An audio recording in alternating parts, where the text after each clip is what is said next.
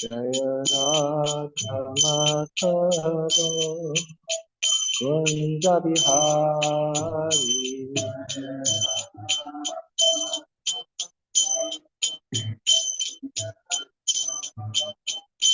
Jaya Kushi Janavallabha Giridhari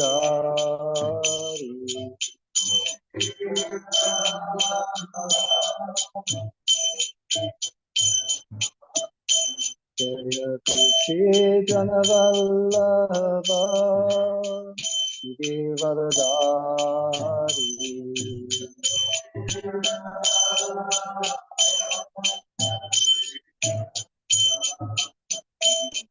Jodhanandana Janaranjana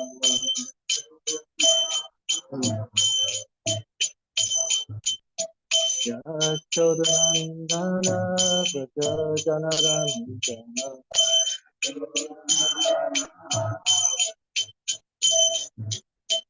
Yamuna Tira Vanachari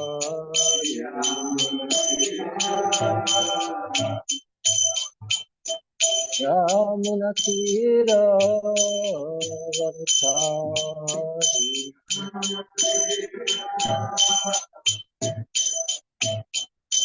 Jaya Radha Madhava Kunja Bihari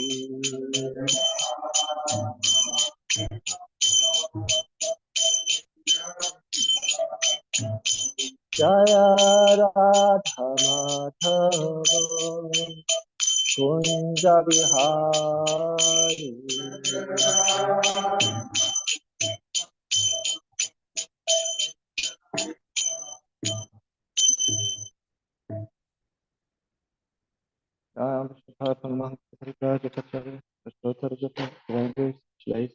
Swami Prabhupada ki Antaraj Srimad Bhagavatam ki Jai Jai Sitanath Jai Go Premanandi Oh glory to some of the devotees today Oh glory to some of the devotees today Oh glory to some of the devotees today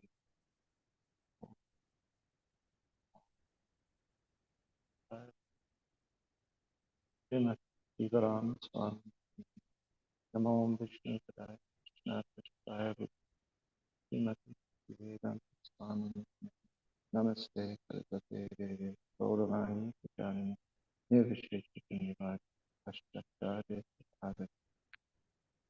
Okay, so this morning we're reading from Srila Prabhupada Lilamrita.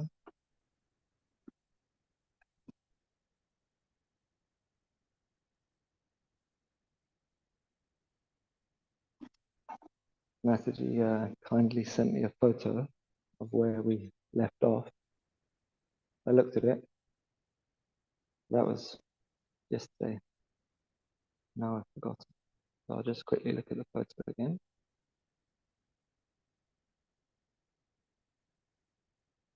This is where we stopped reading today.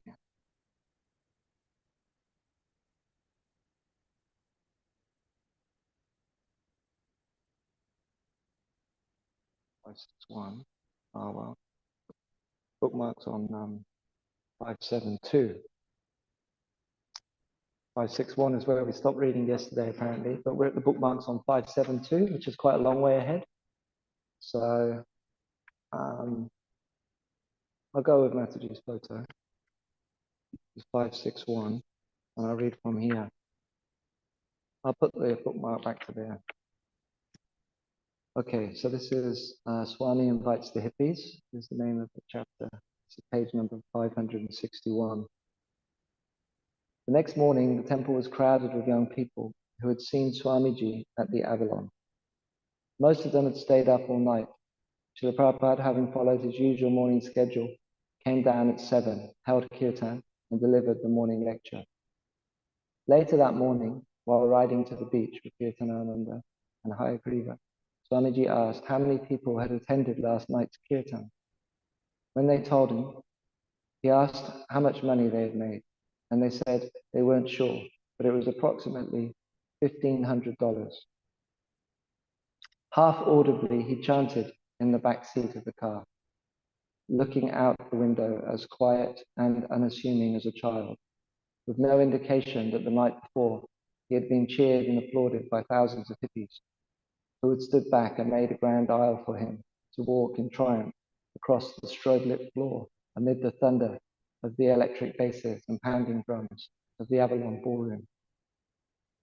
For all the fanfare of the night before, he remained untouched, the same as ever in personal demeanor. He was aloof, innocent, and humble, while at the same time appearing very grave and ancient. As Kirtanananda and Hayagriva were aware, Swamiji was not of this world. They knew that he, unlike them, was always thinking of Krishna. They walked with him along the broad walk near the ocean, with its cool breezes and cresting waves. Kirtanananda spread the chadar over Srila Prabhupada's shoulders. In Bengali, there is one nice verse, Prabhupada remarked, breaking his silence. I remember. Oh, what is that voice across the sea calling, come here, come here? Speaking little, he walked the broad walk with his two friends, frequently looking out at the sea and sky. As he walked, he softly sang a mantra that Kirtanananda and Hayagriva had never heard before. Govinda Jaya Jaya Gopala Jaya Jaya Radha Ramana Hari Govinda Jaya Jaya. He sang slowly in a deep voice as they walked along the boardwalk. He looked out at the Pacific Ocean because it is great, it is tranquil. The ocean seems to be eternal, Hayagriva ventured. No, Prabhupada replied, nothing in the material world is eternal. We'll finish there. Srila Prabhupada ki, Sri Lilamrita ki.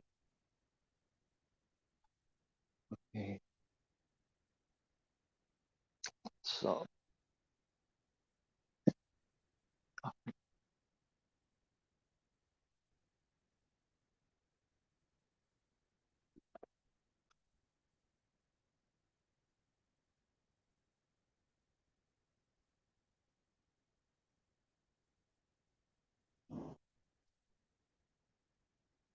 Bhagavatam ki. Om Namo Bhagavate Vasudevaya.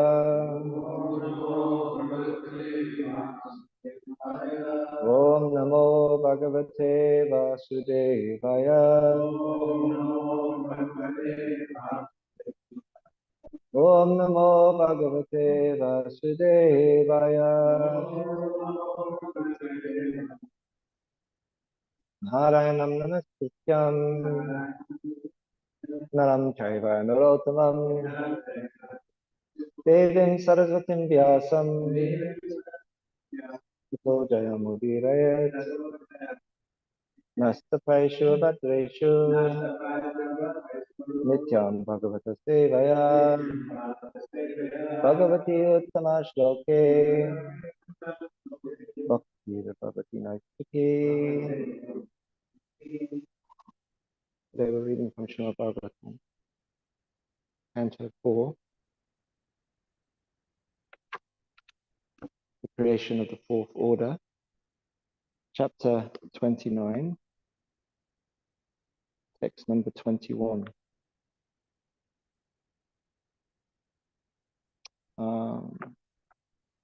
Is that what we have on the board? Text number 21? Yes. Oh. Chapter 29 is entitled Talks Between Narada and King Prachanabahi.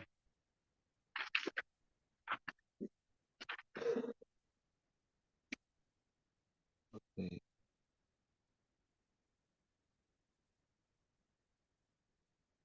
And Samvatsarash Chandvegaha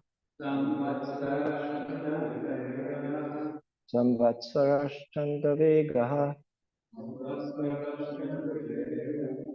Kaloyino Kalakshitaha Tasyahaniha Gandharva Gandharvyo Ratvayasmitaha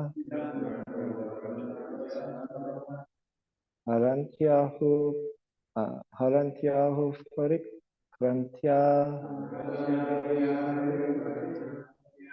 Shashti Swayam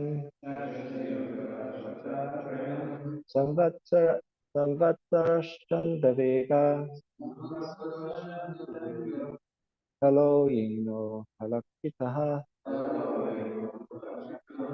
Tasyahani Gandharva Gandharvyo Ratvayasmitaha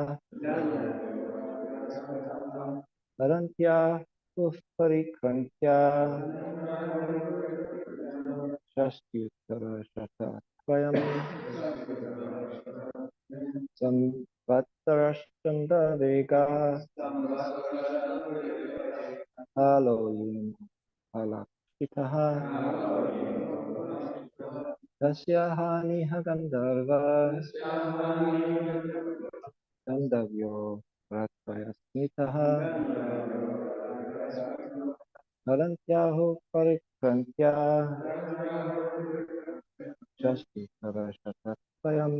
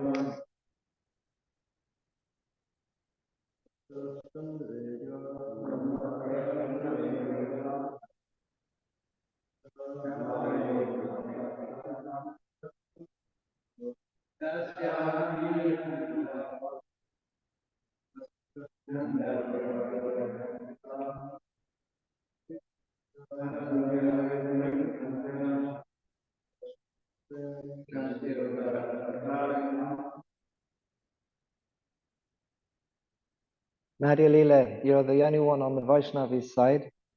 You, you can't see it properly? Okay, that's fine. We'll leave you. You've been chanting with us, that's fine. Okay. You sure you don't want to come closer and have a go? Prabhu's got a phone. Don't worry if you make some mistakes, it's all good learning. Just, you can have a go. Samvatsaraschandavega Alorino Palakshitaha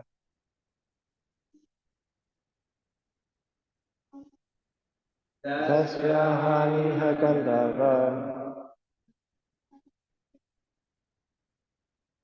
Gandhavya Ratvayasmitaha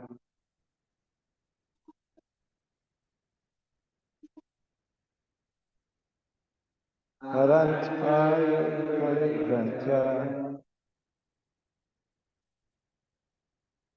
Shashyutara Shatatrayam.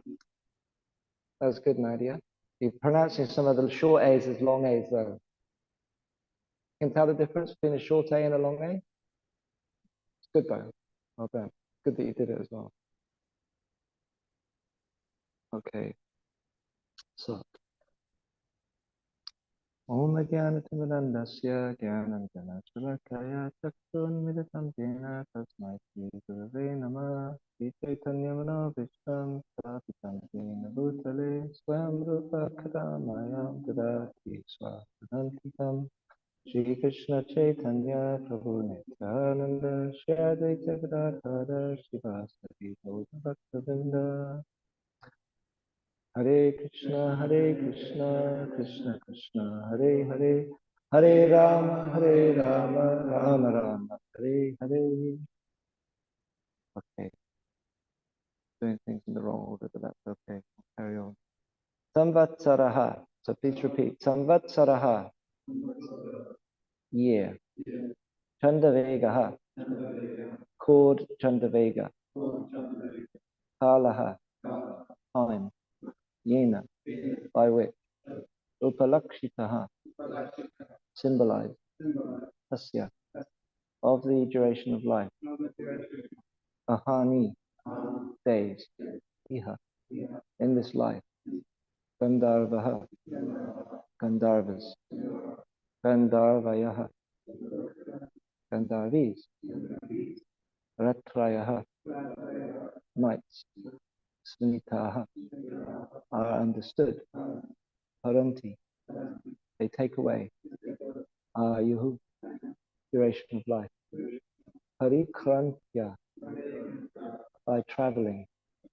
Shashti. 60. Uttara. Above. Shata. 100. Trayam. 3. Translation. What was previously explained as Chandavega, powerful time, is covered by days and nights, named Gandharvas and Gandharvis. The body's lifespan is gradually reduced by the passage of days and nights, which number 360. Purport. The word parikrantya means by traveling. The living entity travels on his chariot day and night during a year consisting of 360 or more days and nights. Life's progress is taken for the unnecessary labor required to cover these 360 days and nights of life. Srila Prabhupada ki jai.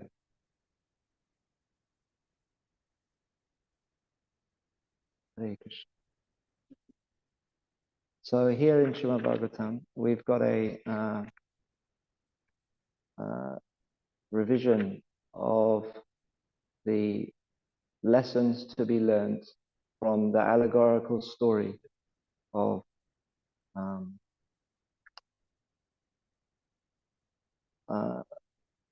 that was told to King Prachanabarhisha by Narada Muni. So about a made-up character called Puranjana. The Narada Muni wanted to instruct Prachanabarhisha, and he chose to do that by using an allegorical story, an allegory. And at the end of that, Prachanabarhisha was not clear about the meaning still. So he inquired from Narada further. That's a good lesson in itself, that whenever we don't understand something, we should inquire into it further. This is the symptom of sincerity in Krishna consciousness, that the devotee tries to serve the spiritual master to the best of his ability, giving everything to the service, and as well as serving the spiritual master, he also inquires submissively from him. Pariprashnina sevaya. The pariprash, inquiry and sevaya. This is the very beginning of bhakti. Rupa Goswami explains Bhakti Rasamrita Sindhu, the practice of bhakti. Adol Guru Ashrayam begins with taking shelter of the Guru, Diksha Adi Shikshanam, and then receiving Diksha, and following Diksha, Diksha Adi Shikshanam, receiving spiritual instructions.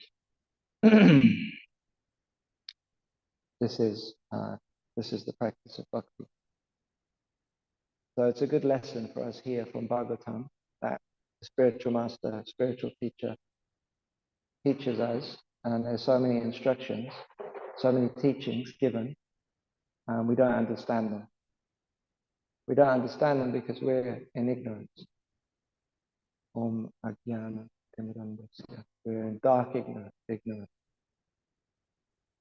Jnana Anjana. But the Guru gives jnana and he applies that jnana to the disciple according to the disciple's, well, the disciple receives that according to his eligibility to receive it. The Guru is mercifully giving spiritual knowledge of all categories of truth, Sambandha Tattva, Abhideya Tattva, Prayojana Tattva, and the disciple is hearing it all, Shravana Dasha, hearing and hearing and hearing from the Shravana Guru, from the Guru, who is the speaker. And as we're always hearing and hearing, we should always be inquiring and inquiring and inquiring. If our inquiries stop, it's a bit of a test of our hearing, because submissive hearing will naturally produce inquiry. It's an eternal thing. It's not like the questions stop. They carry on. The whole of Bhagavatam is, the whole of Shastra is questions and answers, what it is. And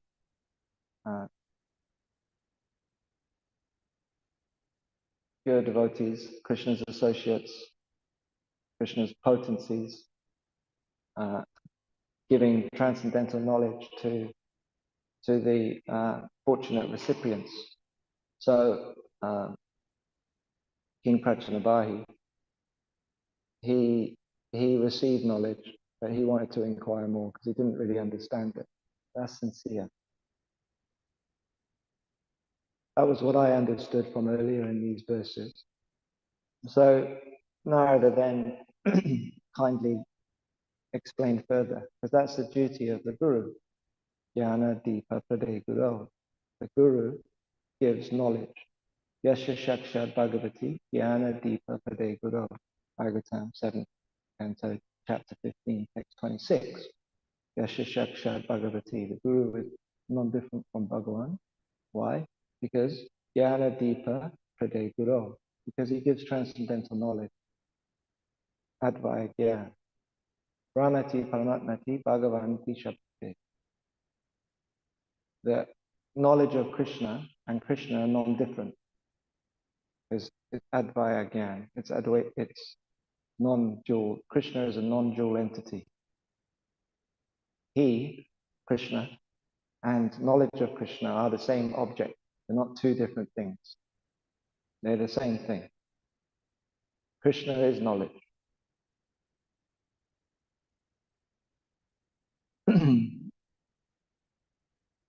So knowledge of Krishna and Krishna are non-different.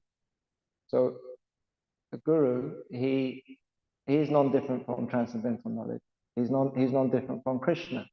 How's he non-different from transcendental knowledge? He's non-different from transcendental knowledge because what he speaks is what Krishna says. How he acts is according to what Krishna says. So his actions are based on Krishna's teaching. So his actions are his achar, that's acharya, his very way of being is a teaching. He's showing what transcendental knowledge looks like by his actions. So his actions are also transcendental knowledge in effect, and his thoughts and his consciousness is also all full of transcendental knowledge. He's always thinking of Krishna, thinking of teaching others of Krishna. So thinking how to serve Krishna. So in body, mind, and words, the spiritual master is Jnana Deepa Prade Guru. He's teaching by transcendental knowledge. He's non-different from Krishna in that sense. He's in Prabhupada's English Sanskrit combination, the supreme personality of server to Godhead, Sevaka Bhagavan. He's showing how to serve the supreme personality of Godhead. So the Guru is always teaching, and that is his primary function. That's what Guru is. Guru means teacher. Guru means teacher. Literally, the Sanskrit word Guru means heavy, and it means teacher. and it's explained how, because the Guru is full of transcendental knowledge, heavy with transcendental knowledge. So, therefore, Shastra says that you should select a Guru who is Uttara, the topmost Uttama Adhikari. An Uttama Adhikari Guru is someone who is able to,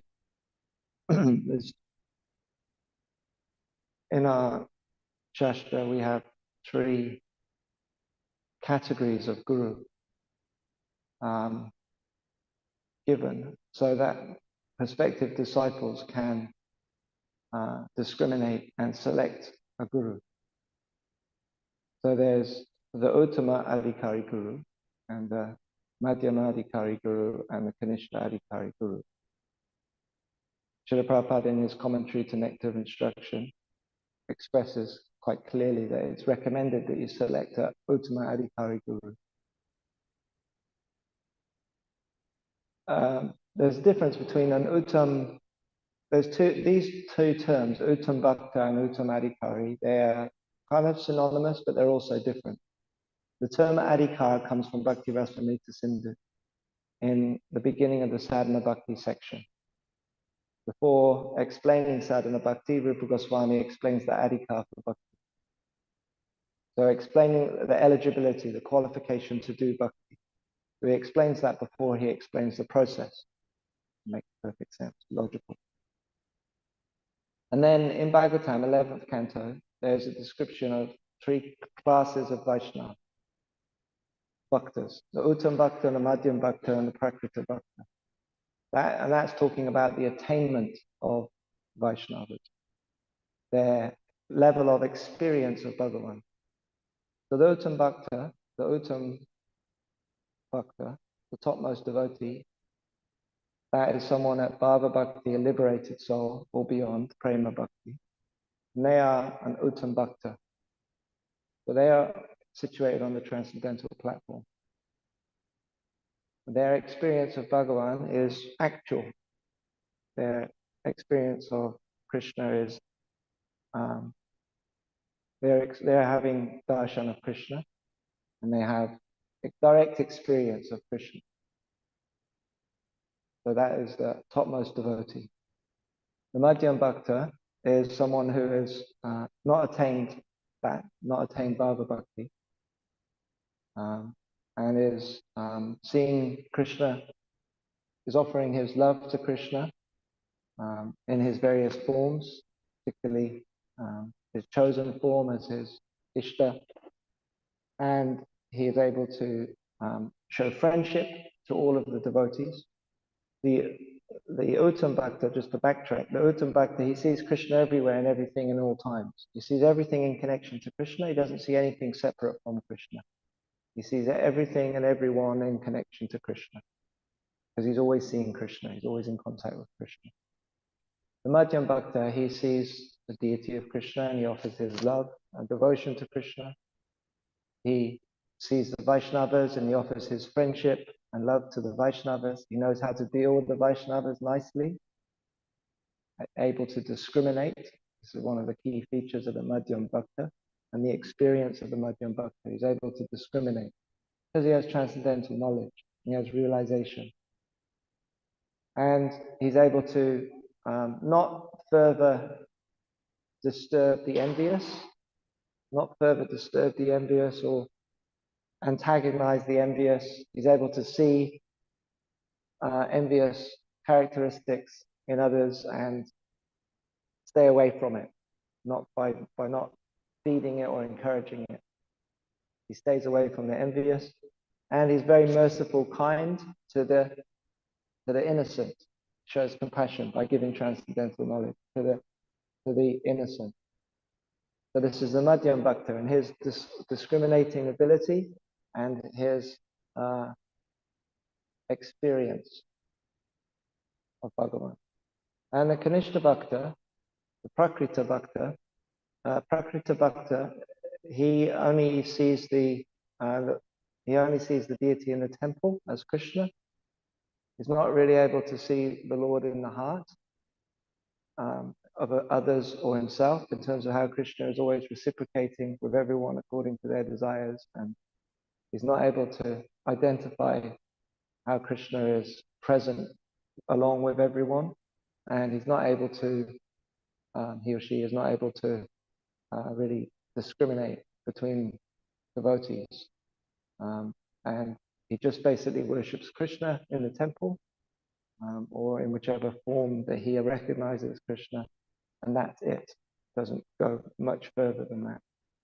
So obviously these are the general descriptions, general categories given in the Shastra, but there's a scale, obviously a sliding scale of the development, the accumulation of Krishna consciousness in the heart, which devotees are progressing up this scale of attainment of Krishna consciousness.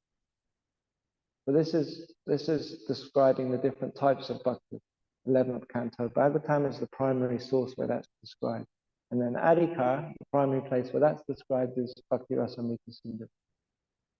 So they're talking about two different things: Adhikar, eligibility, and attainment. But there are also synonymous, and Srila Prabhupada often uses the term Uttama Adhikari or Uttama Adhikar to refer to Uttam Bhakta, because an Uttam Bhakta is an Uttama Adhikari. So now Adhikaris, the different types of Adhikari. The Uttama Adhikari, he knows the Shastra, he's Shastra Nipun, and he's Shastra Yukta. He's able to, based on, he knows the Shastra, and based on the teachings of Shastra, he's able to establish logical arguments, Yukta. He's able to make logical connections and defeat other arguments based on Shastra. That's the symptoms of a Uttamadhikari. And therefore his faith is fixed. His faith doesn't waver. He's got fixed faith. Nishtita Shraddha. His faith is fixed based on Shastra. So this is the Uttamadhikari. The Madhyamadhikari, he's also got fixed faith, but it's not as strong because he doesn't know the Shastra as well. Because he hasn't, for whatever reason. Might be he just hasn't studied it for as long, or whatever the reason. The Madhyamadhikari doesn't have the same knowledge of Shastra, and therefore he's not able to compile this. He's not able to argue based on Shastra, and sometimes his faith can be wavered because he can come across an opposing argument, and he may not be able to bring to mind Shastra. His faith may get a little bit disrupted. But Vishwanath Chakravarti explains that he'll come back to strong faith after just coming out of that association that was, disturbing his mind. And then it'll take a bit of time, and then he'll come back to where he is. The Madhyamadhikari, so it doesn't have same, he's not Shastra Nipun, he's not Shastra Yukta, in the same way that the Uttamadhikari. The Nishtadhikari doesn't have knowledge of Shastra, and his faith, and therefore, because he doesn't have knowledge of Shastra, his faith is very pliable. It's very, it can be easily disturbed. So, Adhikari. So, Uttamadhikari and Uttam Bhakti, they're synonymous. Because someone at Bhava Bhakti, Prema Bhakti, or beyond, everything they see is Shastra, everything they say is Shastra, because they're on the transcendental platform. They are the living embodiment of Shastra, the liberated devotee in the true sense. And that is the devotee that we want to hear from. Srila Prabhupada expresses this. But later in this same chapter, Narada he's doing a review of the teachings. So the verse we're on is about time, but he carries on and reviews the entire allegory. So he gets to the process of bhakti, and he explains about hearing.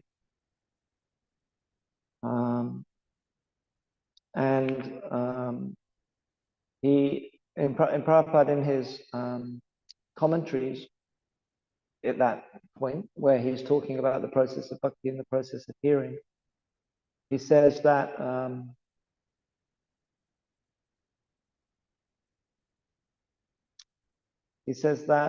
when one is constantly hearing the glories of the Lord, he certainly rises above the bodily conception. When one is in the bodily conception, he feels the pangs of hunger and thirst, fear and lamentation. But when one is engaged in hearing and chanting the glories of the Lord, he transcends the bodily conception. By such cultivation of knowledge, one becomes advanced on the path of liberation, and thereafter he is freed, and his attraction becomes fixed. This is the Prasanga verse. In the association of pure devotees, one becomes attached to hearing and chanting the glories of the Lord. In this way, one can cultivate Krishna consciousness, and as soon as this cultivation is advanced, one can become faithful to the Lord, devoted to the Lord, and attached to the Lord, and thus one can very quickly attain full Krishna consciousness. The secret of success in cultivation of Krishna consciousness is hearing from the right person. The Krishna conscious person is never disturbed by bodily necessities. If one gets the chance to hear from pure devotees, the cultivation of Krishna consciousness is possible where great devotees live together and constantly engage in hearing and chanting the glories of the Lord. In a holy place like Vrindavan, there are many devotees constantly engaged in chanting and hearing the glories of the Lord. If one gets the chance to hear from pure devotees in such a place, allowing the constant flow of the river of nectar to come from the mouths of pure devotees, then the cultivation of Krishna consciousness becomes very easy. When one is engaged in constantly hearing the glories of the Lord, that's what I read. Now there was a part here. Similarly, a devotee was very eager to hear from the lips of liberated devotees. As soon as one hears the glories of the Lord from the liberated devotees, he immediately becomes impregnated with Krishna consciousness. That was the bit I was looking for. So this is the impact of hearing from Uttam Bhaktas. That by hearing from liberated devotees, one becomes impregnated with Krishna consciousness. Because the Uttam Bhaktas, they are the living embodiment of Shastra. They're experiencing Krishna. Everything they say and do is from the transcendental platform. Jnana Deepa Pradeya Guru. So that's the best. And that's why we come to hear from Shastra, because our Shastra is giving us the chance to hear from Srila Prabhupada. Because we're hearing from Srila Prabhupada by reading his purport. We're hearing his presentation of Bhagavatam by hearing his verses of Bhagavatam. When we read Chaitanya Charitamrita, we're associating with Krishnadas Kaviraj, Goswami, and all of the amazing liberated eternal associates of Krishna whose teachings are presented by Krishnadas Kaviraj through Srila Prabhupada. When we're hearing Nectar of Devotion, Srila Prabhupada says you're directly hearing from Srila Rupa Goswami. So this is hearing from liberated devotees. So we want to constantly engage in hearing topics from the liberated devotees. And so the Uttamadhikaris, they're synonymous with Uttam Bhaktas. Madhyam Bhaktas, well, a Madhyam Bhakta can be an Uttamadhikari because a Madhyam Bhakta can know the Shastra. They can be Shastra Nipun, and they can be Shastra Yukta, and they can be able to establish argument based on Shastra. So the Madhyam Bhakta can be a Uttamadhikari. Can a Kanishta Bhakta be an Uttamadhikari? Well, I don't know. I'm just sort of thinking out loud. How the symptom of an Uttamadhikari is that he can study the Shastra, Shastra Nipun, and Shastra be Shastra Yukta. But the Kanishta Adhikari, his description is that he doesn't see the Lord in the heart. He doesn't know how to distinguish amongst devotees. He doesn't know how to deal nicely with different devotees. He doesn't have all of that. So that shows that he doesn't really have knowledge in order to be able to discriminate with. So Kanishta Adhikari it would seem, cannot be an Uttam Adhikari.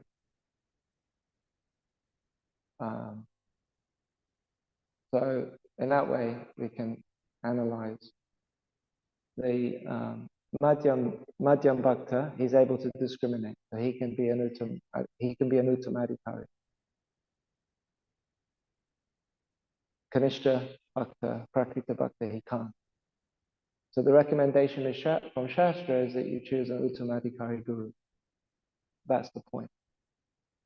Because they know the Shastra, their faith is firm, and they're advanced in devotion. They are advanced in devotion. They're Madhyam Bhaktas or beyond. So, the purpose of the Guru is to teach the Shastra. There is a book by a devotee called Narahari, I think his name is Narahari Shakar, or it might be Narahari Thakur, called Krishna Bhajanamrita, translated by Bhakti True Swami. The first 17 verses of that book are all about Guru Tattva. There's a verse in that book, I've probably got it here, that describes the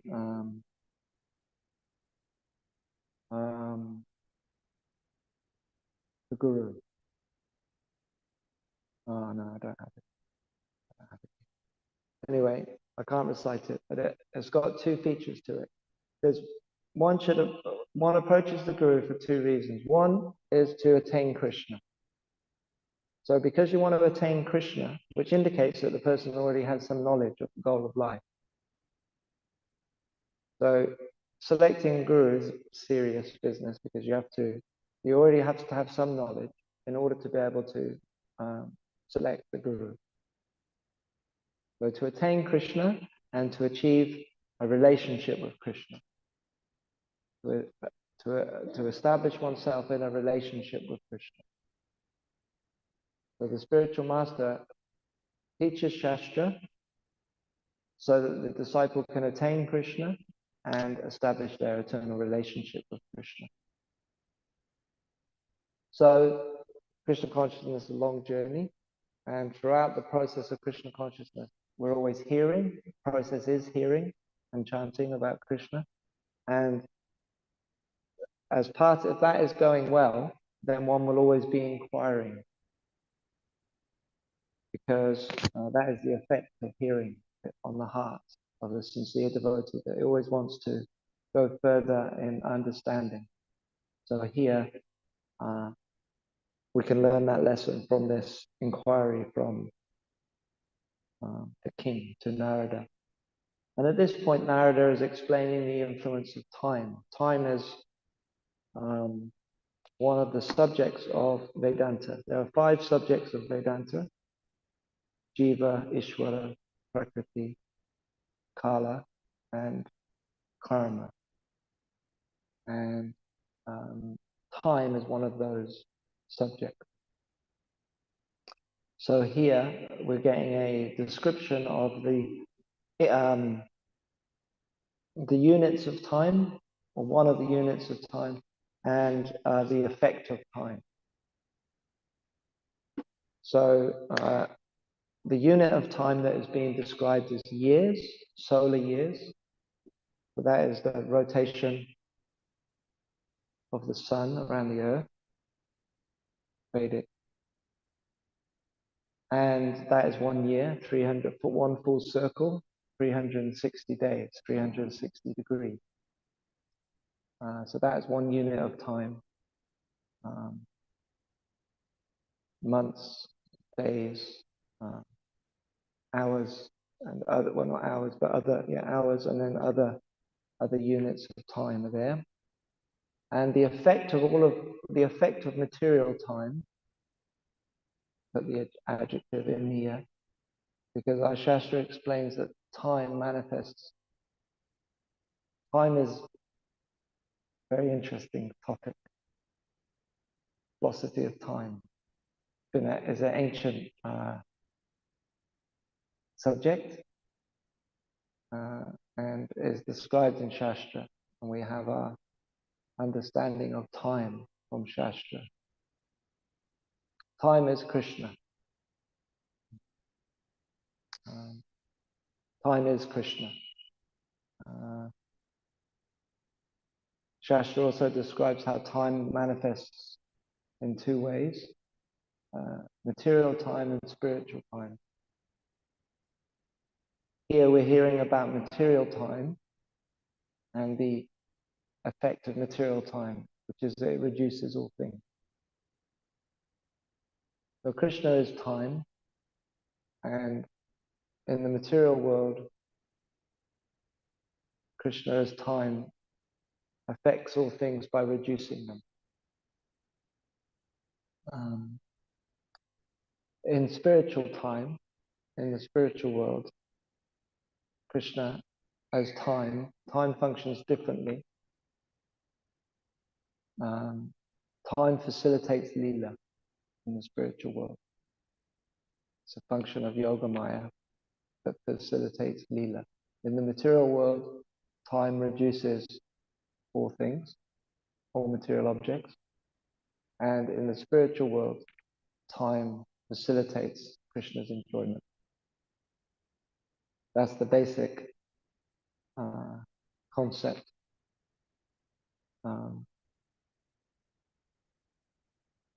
So Krishna as time is described as the cause of creation and destruction in the material world, and produces the experience of time in three phases: past, present, and future. But all material objects are subject to past, present, and future. Spiritual objects are not. Sat. An object which is sat is not influenced by the three phases of time. That's the definition of an eternal object. It's not influenced by past, present. It's not. Sat objects are not influenced by past, present, or future. Something that is not influenced by past, present, or future, or material time is sat, is eternal. So,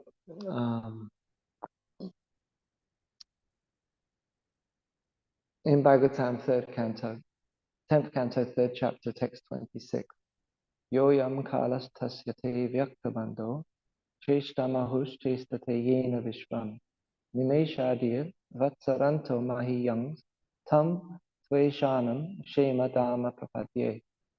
Time by which this universe is moving consists of units or moments up to years, and its greater extension is a lifetime of Brahma. So those are the measurements of time, the units of time, moments up to basically the years of Brahma. There's a whole range of units in Vedic time, from a moment through to basically a year of Brahma. Those are like we have milliseconds, seconds, minutes, hours, etc., days. So in Shastra, there are also units with terms for each unit. From a moment, it goes all the way up through to year of Brahma. O controller of material nature, the wise say that such time is a pastime of yours. I surrendered unto you the abode of eternal bliss. So this is the lesson from time for the Vaishnavas, which is that we should see time as an impetus to surrender to Krishna. So whenever we notice time in its three phases, then it can be a catalyst for surrender. So that's a bhajan tip. We can use that as a something to help our Krishna conscious practice.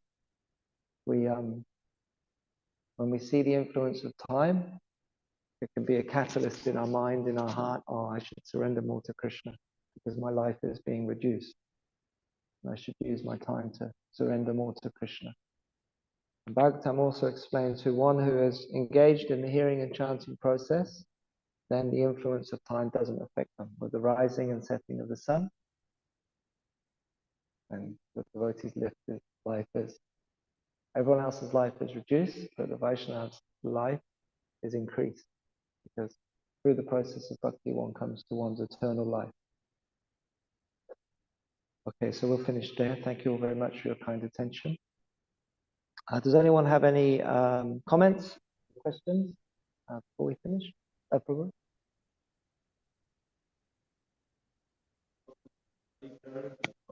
Yeah.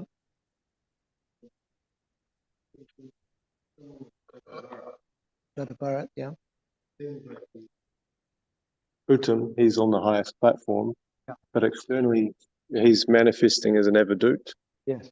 So how would he be classified? What do you mean? Like, So it seems like he's got the adhikar of a uttam, yeah, but externally he's acting as an avadut. yeah. Is that if someone acts as an avadut, do you like anyone could do that, right? So how do you tell if they're an uttam bhakta or not? Oh, right. So your question is, how do you tell if someone's pretending to be? Yeah, yeah. Like how do you? Was I got this when you said that? Like, I just had this memory of.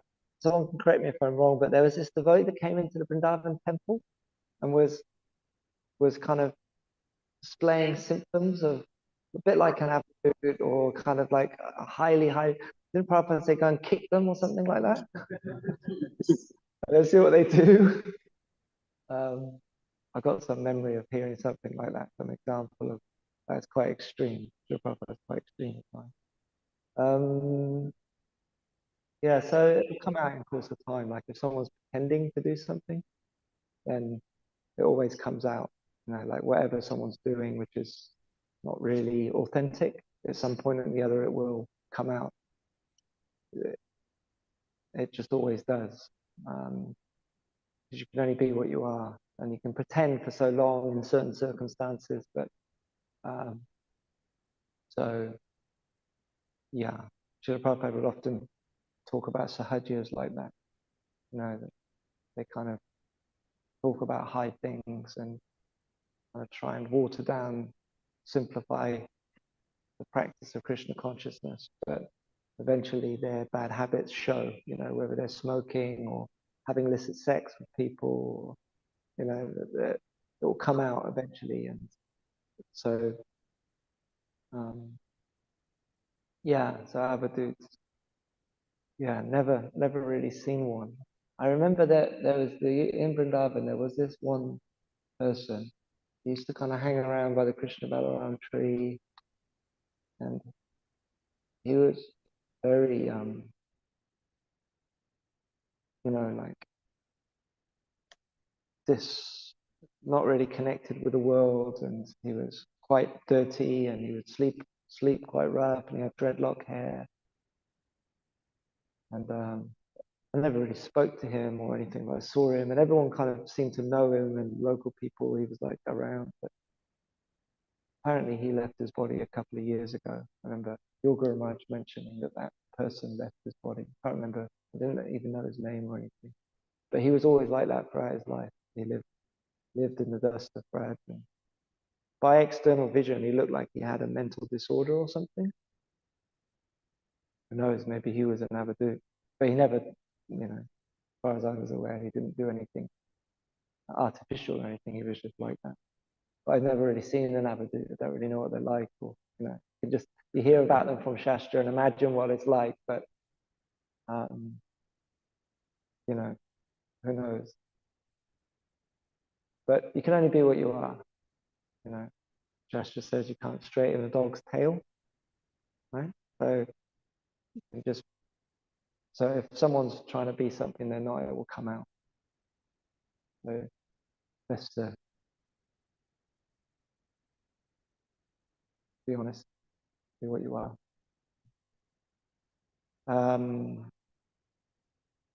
Yeah, does that help at all? Probably.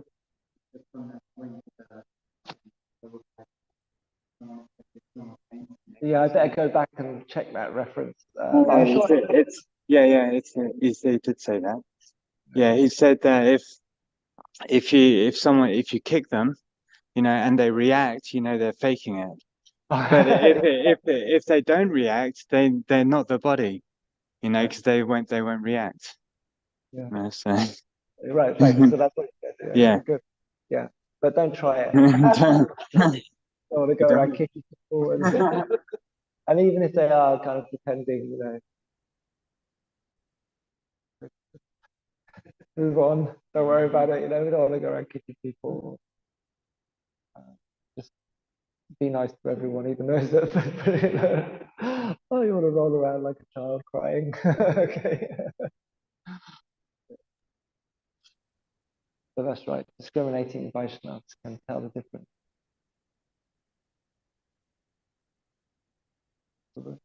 Hare Krishna Prabhuji, thank you very much for the wonderful class. Nicely presented, very knowledgeable and very humble at the same time. So it's easy to digest. So Prabhuji, just a quick question. Do we know how the living entities in the spiritual world communicate with one another? Do they speak Sanskrit, or is it another language, or communicate in another way? Yeah. Questions of the spiritual world are always inconceivable, you know. It's always inconceivable subject, so we don't really know. But yeah, in Shastra we hear how the associates of Krishna, they communicate in Sanskrit, in Brajabas, in Goloka. Yeah, so there's an understanding of a local dialect and also the speak in Sanskrit. Yeah, and I'm sure I've heard that you know, sometimes when we're reading Shastra, the personality is speaking in Sanskrit. Srila Goswami's repeating what someone said. They said it in Sanskrit. Commentary says that, you know, although, for example, gopis, not educated, but Srila Prabhupada points out how they're highly learned, and they learned in Vedic sciences. So, of course, they're all talking about Shaktis of Krishna. These are all Shaktis of Krishna, so they possess all transcendental knowledge, and they know everything. They know all knowledge of language. So yeah, they speak Sanskrit. Yeah, and I've also heard how Krishna's associates also speak Brajabhasa. Yeah. So there is a wonderful fusion of Boma Lila and Nitya and Aprakat Lila, because the associates of Krishna, they're all Shaktis of Krishna. They're all Advaitam Achyutam Anadim Ananta Rupam. They manifest in innumerable places simultaneously, in innumerable leelas simultaneously, yet they're also a singular personality. So those numerous experiences and those numerous realms of service are also all present in the one personality in any one of those places at any one time. So it's inconceivable, tattva, but that is good to remember, that everything from the experiences of all of the leelas are present in the eternal associates being. They know it all. So Yashoda, who's dealing with Krishna and Nitya Leela in Goloka, in Nandagram, she's also fully aware of all of the experiences of dealing with Balakrishna in Gokul, in Prakat Leela. Same personality, same Shakti of Krishna, all present in their being. They hold all of that, those facets of who they are as they're dealing with Krishna. So, yeah, Krishna's associates possess inconceivable potency, just as Krishna does. Yeah, but there's no limitation on them. There's basically nothing that they can't do. Yeah, basically. So anything you can think of, they can do it and beyond. Yeah, practically speaking. Because they're Shaktis of Krishna with unlimited potencies. There's no limitation on them. Yeah. Of course, they always function according to their rasa, according to what's favorable to their service to Krishna. So everything's always harmonious and perfect, but there's no limitation on what's possible for them. Yeah. Yeah. Guru?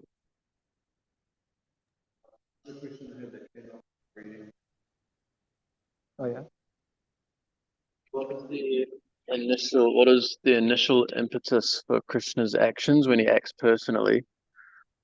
Is it the initial motivation for his own pleasure or for the pleasure of his devotees? Prem Purushottam, everything he does is out of love. Because he is love. Everything he does is out of love. So he's doing it all out of love. So it depends on the circumstance as to who he's interacting with. But Bhagavan, Krishna, he's Prem Purushottama. He's basically doing everything. He's Bhaktavatsala. His very essence is Rasa Vaisaha. He's basically doing everything out of love, always. That's all he does. Yeah. So it all depends on who he's. According to how he's reciprocating with an individual, that's how he's acting. So it's all contextual. But essentially, that's his nature, and that's what he's doing constantly. But how that transpires depends on the individual and the circumstances. So, did you have some particular context?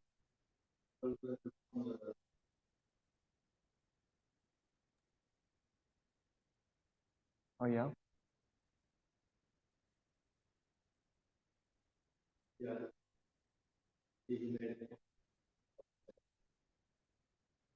Yeah, whenever Krishna acts, not his.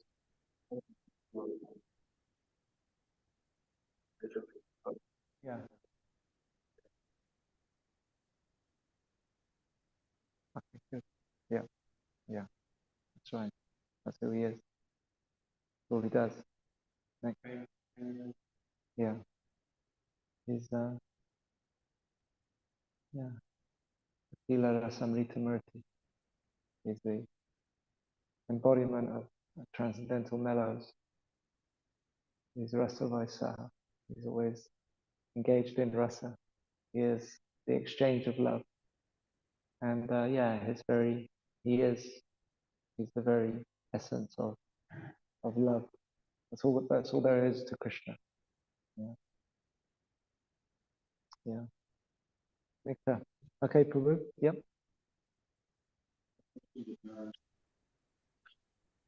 Yeah.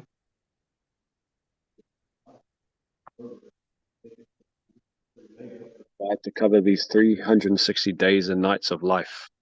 So I was wondering if you could potentially explain that, or what he may mean. I was trying to understand it myself, but yeah. What did you He says life's progress is taken for the unnecessary labor. When he says unnecessary labor, what comes to mind is that our progress in material life is unnecessary. Um, yeah. Yeah. First of all, but yeah.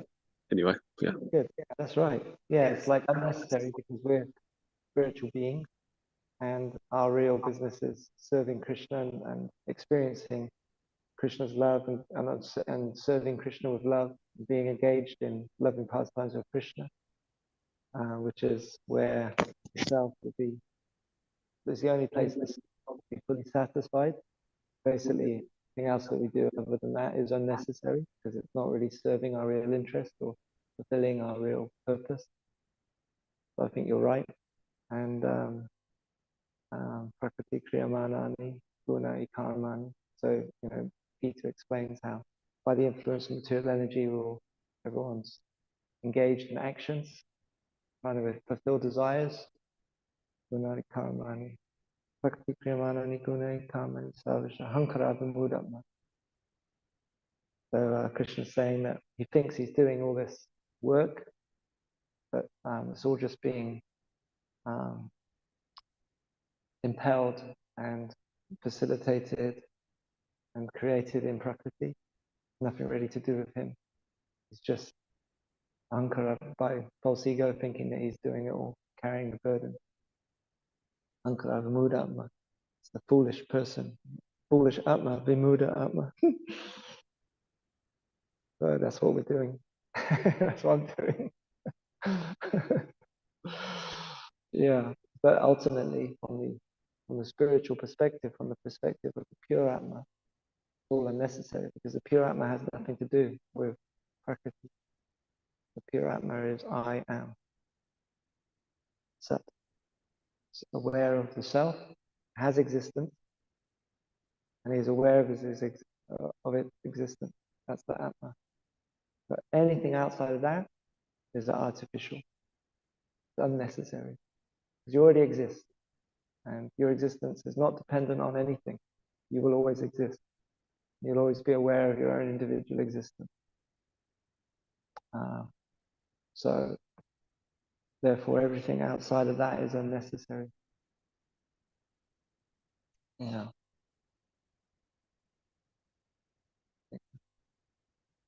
Okay, should we finish there? Srila Prabhupada ki jai, Grantaraj Srimad Bhagavatam ki jai, Jai Jai Siknath Nitai Gaur Premanandi. Christ Dharmasetu Prabhuji ki